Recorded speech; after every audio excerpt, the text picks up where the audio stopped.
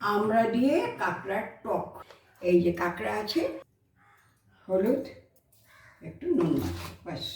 ফোড়নে দেব হচ্ছে একটা শুকনো লঙ্কা, একটু কালো সর্ষে, আর হাফ চামচ হলুদ, হাফ চামচ লঙ্কার গুঁড়ো, এই কালো সর্ষে দেবো। তেল গরম হয়ে গেছে, একটু সাদা দিয়ে চারদিক ঘুরিয়ে নেব।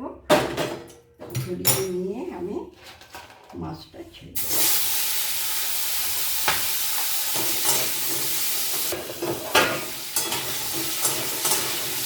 এটা দিয়ে খুব তাড়াতাড়ি হবে।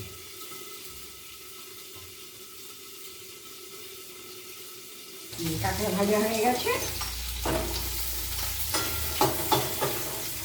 আর আমি এক পাটি তেল দেবো, ব্যাস। তেলটা গরম হলো, আমি এবারে একটু শুকনো লঙ্কাকে দিয়ে দিলাম।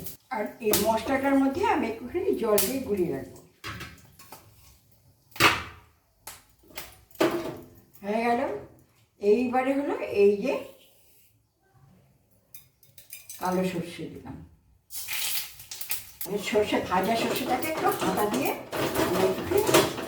ভেঙে দিলাম, তাহলে স্বাদটা ভালো হবে। এইভাবে জল মেশানো মশলা,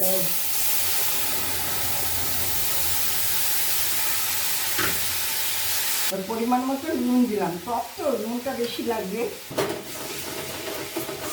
মশলা কষানো হয়ে গেছে, এবার আমি জল দিয়ে দেবো।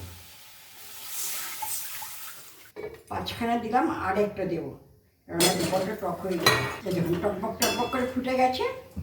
এইবারে আমি কাঁকড়াগুলো দিয়ে দেবো, সামান্য একটু মিষ্টি দেবো, এই 1 চামচ দিলাম।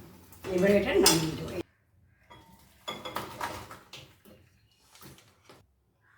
কাঁকড়া দিয়ে, আমড়া দিয়ে অম্বল।